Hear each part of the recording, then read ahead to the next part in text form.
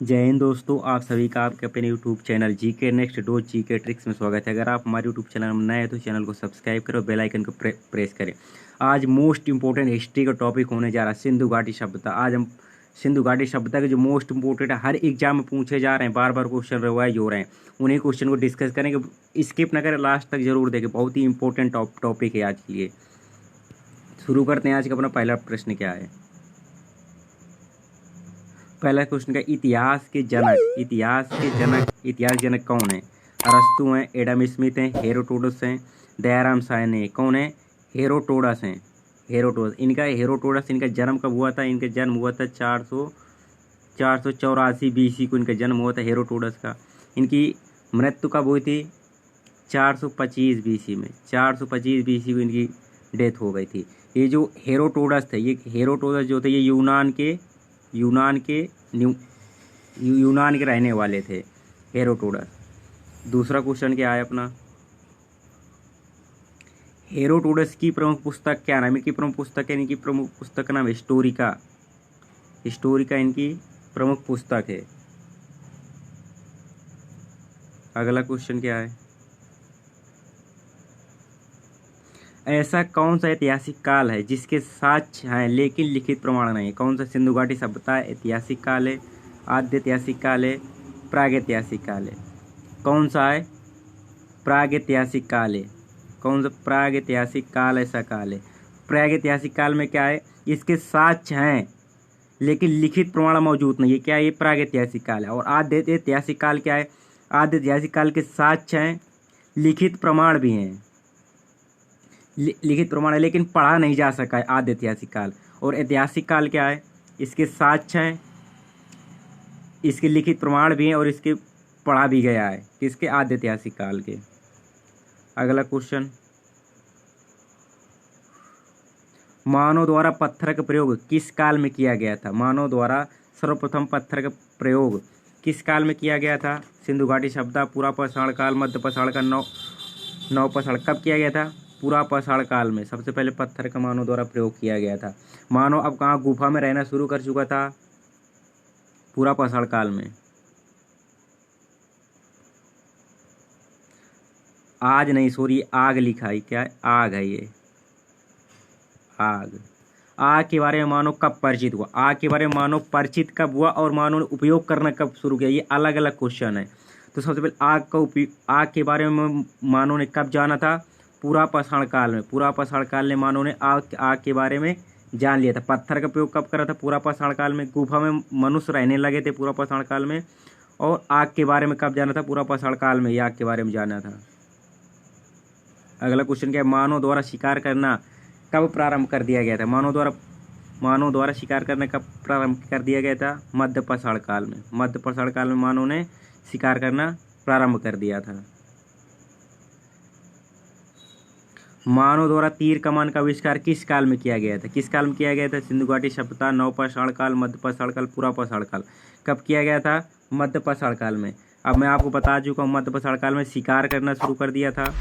मानव द्वारा तीर कमान का आविष्कार कर लिया गया था मध्य पाषाण काल में। अगला क्वेश्चन क्या है।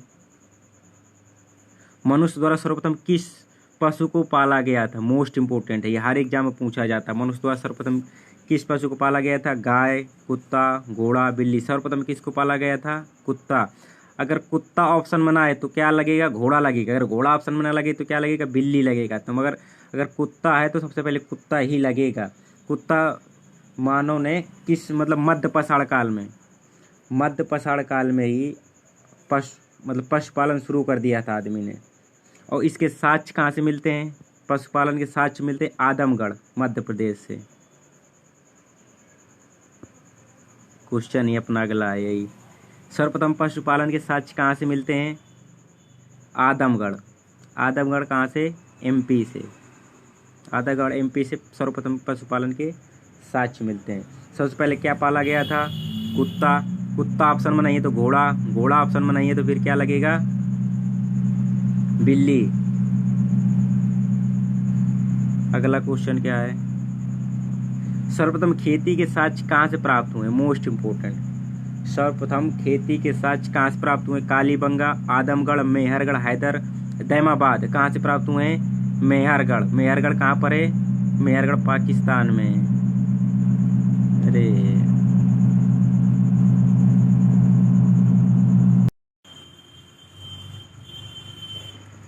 अगला क्वेश्चन क्या है? कृषि प्रारंभ के साक्ष्य किस काल से प्राप्त होते हैं? सिंधु घाटी सभ्यता, नवपाषाण काल, मध्य पाषाण काल, पूरा पाषाण काल। तो खेती के साक्ष्य कहाँ से प्राप्त होते हैं? नवपाषाण काल से। और खेती के सर्वप्रथम साक्ष्य मैं बता चुका कहाँ से मिलते हैं? मेहरगढ़ से। कहाँ से? मेहरगढ़। मेहरगढ़ पाकिस्तान से साक्ष्य मिलते हैं। और किस काल में? नवपाषाण काल में।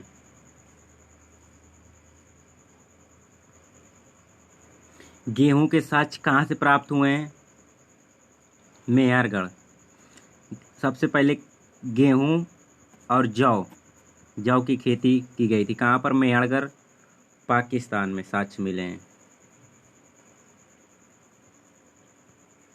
धान की खेती प्रारंभ होने के साक्ष्य कहाँ से प्राप्त हुए हैं? कहाँ से प्राप्त हुए हैं? कुर्डी हवा। कुर्डी हवा कहाँ? प्रयागराज में। धान की खेती के साक्ष्य प्राप्त हुए कुर्डी हवा, प्रयागराज से। मानव द्वारा उपयोग में लाई गई प्रथम धातु कौन सी है? चांदी, तांबा, पीतल, लोहा। तो मानव सबसे पहले किस धातु का प्रयोग करा है? तांबा धातु को। किस काल में? नवपाषाण काल में। नवपाषाण काल में उपयोग किया गया है तांबा का सर्वप्रथम मानव द्वारा। मानव द्वारा आग का प्रयोग किस काल में किया गया है? सिंधु घाटी सभ्यता, नवपाषाण काल, मध्य पाषाण काल, पूरा पाषाण काल। तो आग की खोज, मानव द्वारा आग की खोज कब कर ली गई थी? कर ली गई थी पूरा पाषाण काल में। मानव द्वारा आग ने खोज कर ली थी। और तीर कमान शिकार करना भी सीख गया था। गुफा में रहने लगा था कब? पूरा पाषाण काल में। और आग का प्रयोग कब किया था? नवपाषाण काल में। ये मोस्ट इंपोर्टेंट है। पहिया का आविष्कार कब किया गया था? नवपाषाण काल। अगर पूछ लेता है पहिए का आविष्कार कब किया गया, तो कब किया गया? नवपाषाण काल में ही पहिए का आविष्कार किया गया है। आधुनिक मानव कौन सा है? आधुनिक मानव कौन सा है? होमोसेपियंस है, पिकिंग मानव है, जावा मानव है, ऑस्ट्रेलोथिकस मानव है। तो सबसे पहले जो मानव था, पहला मानव था, तो वो कौन था? ऑस्ट्रेलोथिकस। ये सबसे पहले मानव था ऑस्ट्रेलोपिथेकस, जो दक्षिण अफ्रीका में मिला था। दूसरा मानव था जावा मानव, जो जावा द्वीप में मिला था। तीसरा था पिकिंग मानव, जो चीन से मिला था। चौथा मानव जो था नियंडरथल। चौथा कौन सा था? नियंडरथल। तो कहाँ मिला था? जर्मनी में मिला था। पांचवा था क्रोमेग्नॉन फ्रांस से मिला था। और सबसे आधुनिक मानव कौन सा? होमोसेपियंस मानव, जो कब मिला है? 36,000 BC के करीब मिला है मानव। कब मिला है ये? 36,000 BC करीब।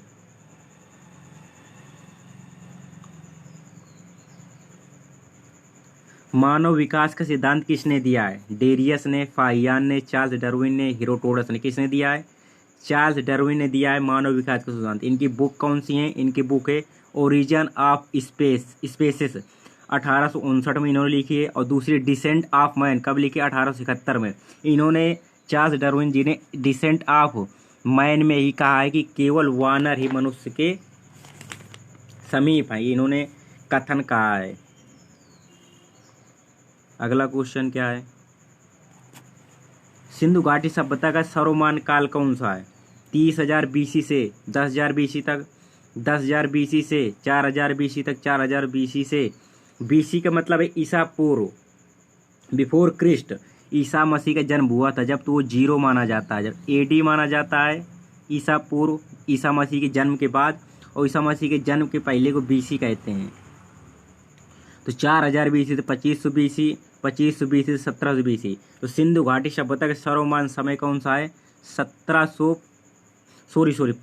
BC से 1750 BC तक माना गया है।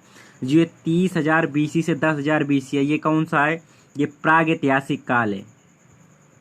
इसका प्रागैतिहासिक काल का समय कितना रहा है? 30,000 BC से 10,000 BC तक। और 10,000 BC से 4,000 BC तक ये आद्य प्रागैतिहासिक काल का है। किसका?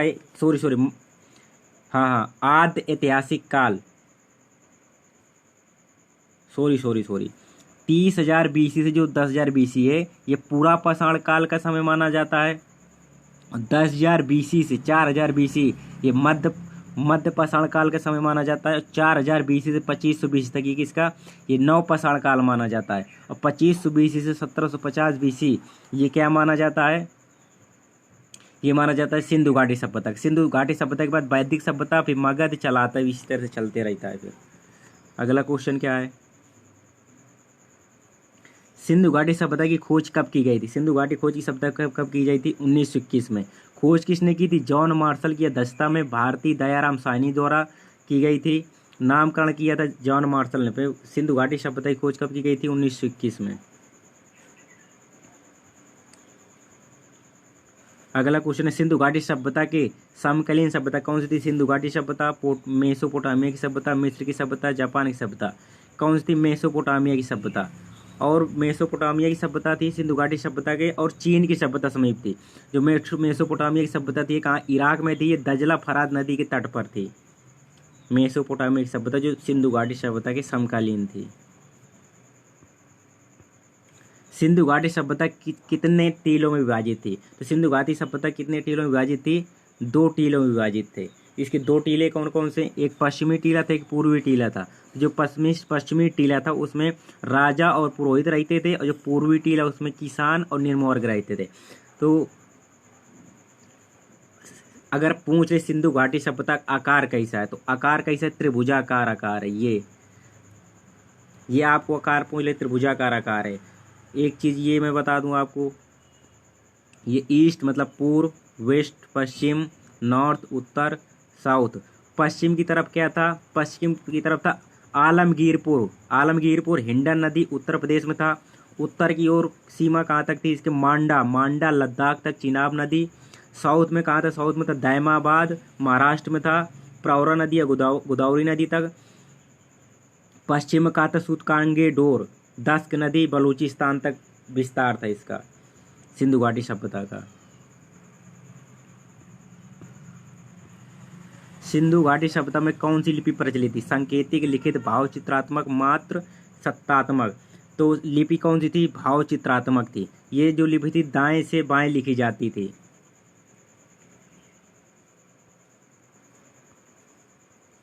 सिंधु घाटी सभ्यता में कैसी समाज थी, पुरोहित समाज, राजा, पितृसत्तात्मक, मात्र सत्तात्मक। तो जो कैसी थी, मात्र सत्तात्मक थी। महिलाओं का बोलबाला था, ये कह सकते हैं आप, मात्र सत्तात्मक थी। सिंधु घाटी सभ्यता के लोग मुख्यतः कौन सा व्यापार करते थे, कौन सा व्यवसाय करते थे, वाणिज्य का, कृषि का, व्यापार के, इनमें सभी किसके करते, सभी के करते थे। सबसे नंबर 1 पर क्या था उनका, कृषि। नंबर 2 पर क्या था, कृषि, फिर वाणिज्य। अगर सबसे पहले आए तो सबसे पहले व्यापार ही टिक लगाना है। हड़प्पा किस नदी के तट पर था, हड़प्पा रावी नदी के तट पर था।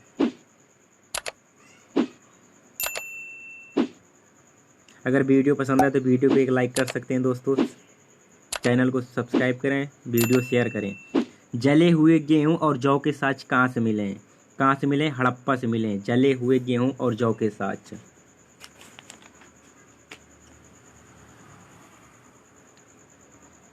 कछुए की हड्डी के साँच कहाँ से मिले हैं, हड़प्पा से मिले हैं, कछुए की जले हुई हड्डी के साँच। तांबे की एक्का गाड़ी, कपास की खेती के साँच, महिला के गर्भ से निकलता पौधे का चित्र, 12 कच्छों वाला अन्नागार, शवों को दफनाया जाता था यहाँ। विशाल अन्नागार और स्नानागार कहाँ से प्राप्त हुए, मोहनजोदड़ो से। स्नानागार में 9 सीढ़ियाँ थी, पूछ लेता कभी तो, स्नानागार में 9 सीढ़ियाँ थी। विशाल अन्नागार और स्नानागार कहाँ से प्राप्त हुए, मोहनजोदड़ो से। कपास की खेती के साँच कहाँ से प्राप्त हुए हैं, हड़प्पा से प्राप्त हुए कपास की खेती के साँच। वक्राकार ईंटों के साँच कहाँ से प्राप्त हुए हैं, चनहौदड़ों से प्राप्त हुए वक्राकार ईंटों के साथ।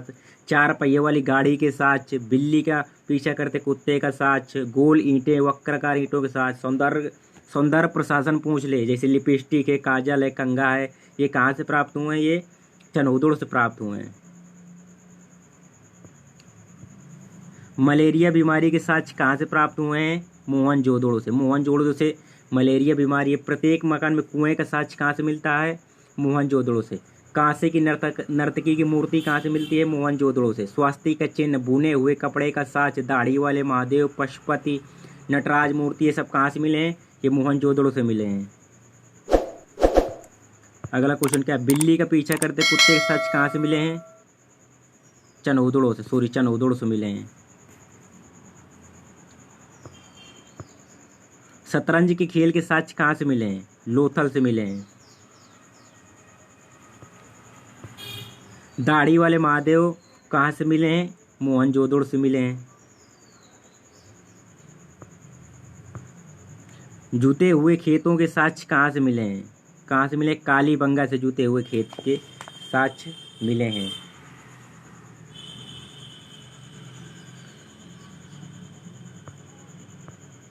स्टेडियम के साक्ष्य कहाँ से प्राप्त हुए हैं? स्टेडियम के साक्ष्य प्राप्त हुए हैं धौलावीरा से। धौलावीरा से। जल निकासी का उचित प्रबंध किस शहर में था? धौलावीरा में। जल कुंड के साक्ष्य कहाँ से मिले हैं? धौलावीरा से।